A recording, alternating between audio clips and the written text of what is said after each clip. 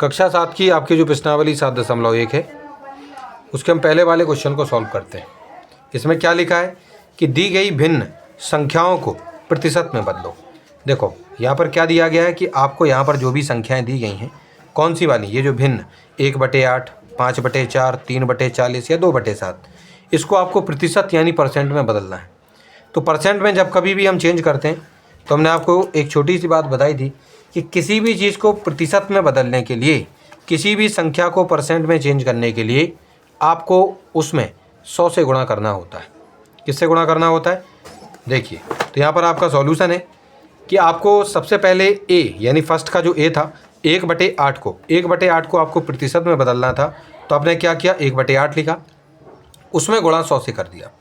और क्योंकि 100 का गुणा इस 1 में होगा, क्योंकि इसके नीचे हम 1 मानेंगे, तो 100 का गुणा 1 में होगा 100 आएंगे और 8 का गुणा 1 में होगा 8 आएगा। इसका मतलब क्या होता है बच्चों? इसका मतलब ये होता है, इस भिन्न का मतलब ये है कि पहले तो हम इनको सॉल्व करने की कोशिश करेंगे, ठीक है कि नहीं। इसका जवाब 12.5 कैसे आया, 12.5% कैसे आया, मैं आपको यहाँ समझाता हूँ। क्या क्या लिखा हुआ था, 100/8। इसको बच्चों जब हम हल करेंगे 4 से इसको काटते हैं, 4 से इसको काटेंगे तो आपके आएंगे 2 और 4 से इसको काटेंगे तो बच्चों आएंगे 25, यानी 25/2 आपका जवाब हो जाएगा। हम चाहें तो इतना भी प्रतिशत ऐसा लिख सकते हैं, लेकिन और इसको आगे करने के लिए देखिए, जब कभी भी भिन्न होती है, कभी भी फ्रैक्शन जो होती है, उसका मतलब होता है नीचे लिखी हुई संख्या का भाग आपको ऊपर लिखी हुई संख्या के साथ करना होता है। तो जब 2 से आप भाग करेंगे तो 2 एकम 2 होंगे, 0। यहाँ से 5 उतारोगे, 4 आए हैं, 2 बार पढ़ोगे 4 आएंगे, यहाँ पर 1 लिखोगे, यहाँ पर आप पॉइंट लगाओगे, यहाँ 0 मिलेगा, आप यहाँ पर 5 लिख दोगे बच्चों, आपका जवाब आ जाएगा 10। यानी कि 25/2 का मतलब क्या हो गया, आपका कितना जवाब आया है, 12.5%। तो इस प्रकार से आपने जो 1/8 है उसको इतना सारा सॉल्यूशन करने के बाद 12.5% में परिवर्तित कर दिया है। यानी 1/8 कितने प्रतिशत के बराबर होता है, 12.5% के बराबर होता है। उसी प्रकार से बच्चों यहाँ क्या लिखा हुआ है सेकंड वाले क्वेश्चन में, मैं आपको सारे क्वेश्चन इसमें सॉल्व करके बताऊंगा। इसमें लिखा है 5/4। 5/4 के साथ भी आपको सेम टू सेम यही करना है।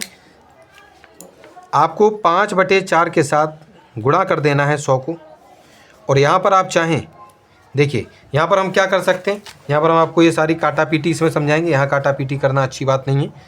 हम यहाँ लिखते हैं 5/4 और गुणा में है यहाँ पर 100, हम इसके नीचे 1 लिखेंगे।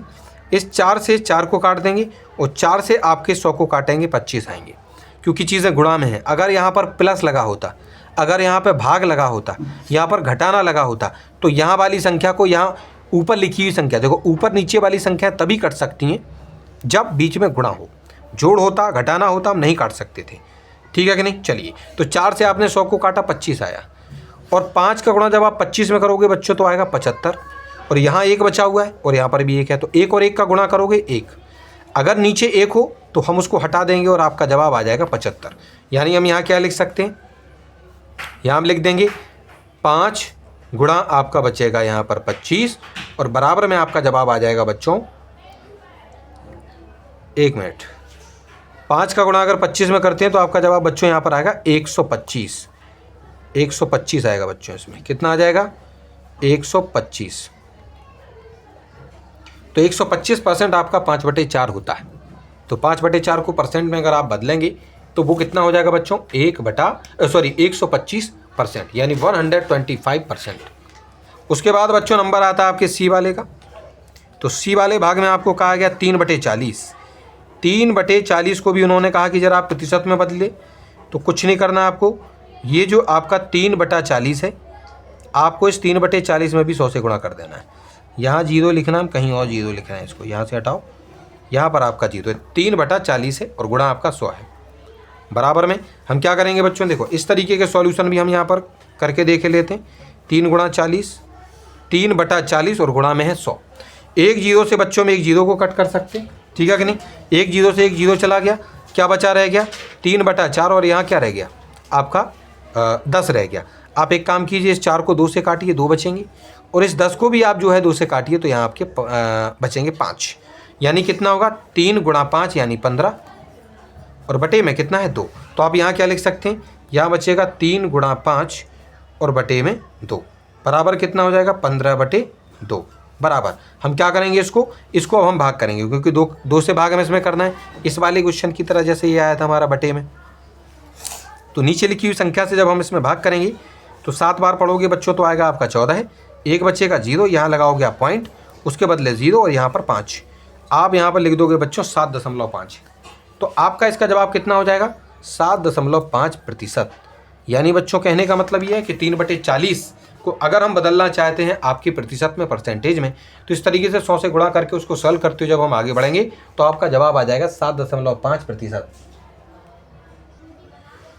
ठीक है जी। चलिए उसके बाद बच्चों हम बढ़ते हैं आपके डी वाले क्वेश्चन पे। डी वाले भाग में क्या कहा गया, 2/7। उन्होंने कहा है 2/7 को जरा आप बदल दीजिए।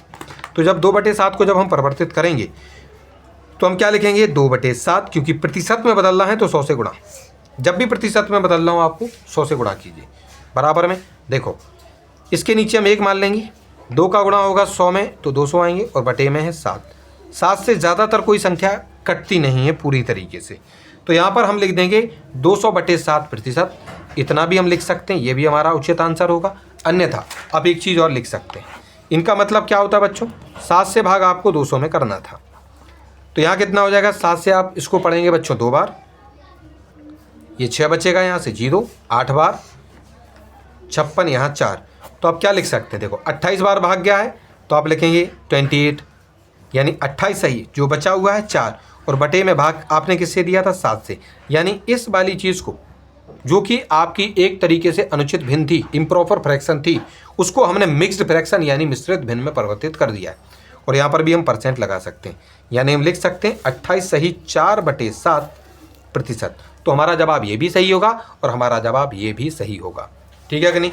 चलिए उसके बाद बच्चों डी, इसके बाद आपके इसमें और सवाल नहीं है, यानी कि आपका ये जो पहला वाला क्वेश्चन है बच्चों वो आपका सॉल्व हो चुका है।